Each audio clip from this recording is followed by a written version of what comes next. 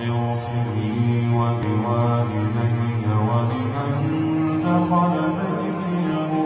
Assalamualaikum warahmatullahi wabarakatuh.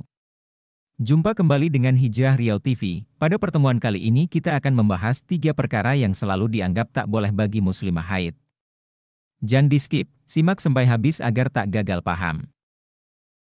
Terdapat banyak anggapan keliru yang beredar di masyarakat seputar hukum wanita yang haid atau menstruasi.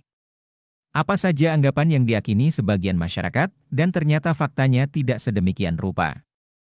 Berikut ini sejumlah persepsi dan jawabannya tentang hukum muslimah yang haid. Pertama, larangan perempuan haid memasuki masjid, ternyata tidak haram secara mutlak dan tidak berdosa bagi perempuan haid menginjakkan kaki dan memasuki masjid. Mazhab Hanafi dan Mazhab Syafi'i membolehkan orang junub, perempuan haid dan nifas masuk dan berjalan di dalam masjid, dengan syarat darah haid terjaga untuk tidak menetes, mengotori lantai masjid. Pendapat ini sebagaimana dikutip dari kitab Fath Al-Qarib pasal haid tentang hal-hal yang diharamkan sebab haid dan nifas, yang berbunyi, yang kelima adalah masuk masjid bagi perempuan haid jika khawatir mengotorinya. Dari sini dapat kita ketahui bahwa masuk masjid bukan merupakan larangan, adapun yang menjadi sebab munculnya larangan ini adalah sebagai bentuk kehati-hatian saja bukan berarti haram untuk dilakukan secara mutlak. Yang kedua, larangan memotong kuku dan rambut selama haid. Masalah memotong rambut dan kuku semasa haid merupakan mitos yang paling ramai di kalangan muslimah. Mitos ini muncul karena tersebarnya keyakinan yang keliru yakni anggapan bahwa bagian tubuh yang terpisah akan kembali kepada pemiliknya pada hari kiamat kelak. Dalam kitab Nihayat Az-Zain halaman 31 disebutkan sebagai berikut. Barang siapa yang harus melakukan mandi, maka disunahkan baginya untuk tidak menghilangkan sesuatu dari badannya, meskipun berupa darah atau rambut atau kuku sehingga mandi.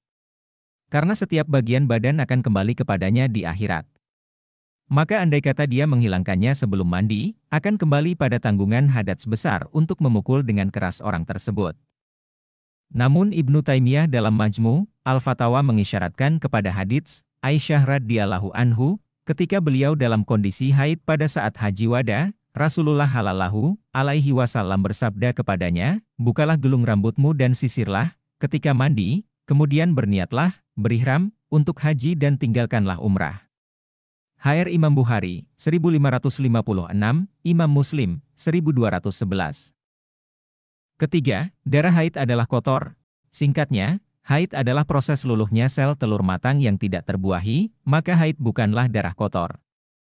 Anggapan ini hanyalah mitos belaka, jadi mengasingkan atau menganggap perempuan haid itu najis, kotor adalah salah. Bahkan Allah Subhanahu wa Ta'ala mengoreksi budaya jahiliyah yang mengasingkan perempuan haid dalam Quran Surat Al-Baqarah ayat 222. Mereka bertanya kepadamu tentang haid. Katakanlah, haid itu adalah suatu kotoran. Oleh sebab itu hendaklah kamu menjauhkan diri dari wanita di waktu haid, dan janganlah kamu mendekati mereka, sebelum mereka suci. Apabila mereka telah suci, maka campurilah mereka itu di tempat yang diperintahkan Allah kepadamu. Sesungguhnya Allah menyukai orang-orang yang bertaubat dan menyukai orang-orang yang mensucikan diri. Ayat ini menjelaskan kepada kita bahwa perempuan yang sedang haid bukanlah perempuan yang kotor. Tubuh perempuan tetaplah suci terlepas dari kondisi yang haid atau tidak, adapun najis itu disifatkan pada darahnya saja. Hal ini dicontohkan Rasulullah saat dirinya meminta tolong sang istri, Aisyah radhiyallahu anhu, untuk mengambilkan pakaian yang ada di dalam masjid. Telah menceritakan kepada kami, Musaddad bin Musarhad, telah menceritakan kepada kami, Abu Muawiyah, dari Al-Amasi, dari Sabit bin Ubaid, dari Al-Qasim, dari Aisyah. Dia berkata, Rasulullah Shallallahu alaihi wasallam pernah bersabda kepadaku, ambillah untukku sajadah dari masjid. Saya berkata, sesungguhnya saya sedang haid. Maka Rasulullah Shallallahu alaihi wasallam bersabda, sesungguhnya haidmu bukan di tanganmu. HR Abu Daud, 228. Demikian penjelasan tentang 3 perkara yang selalu dianggap tak boleh bagi muslimah haid. Semoga dengan penjelasan ini sahabat TV Hijrah sama-sama dapat memahami. Terima kasih sudah mau menyimak sampai habis, jangan lupa subscribe, like and share, serta jangan lupa aktifkan loncengnya agar tidak ketinggalan pembahasan selanjutnya. Assalamualaikum warahmatullahi wabarakatuh.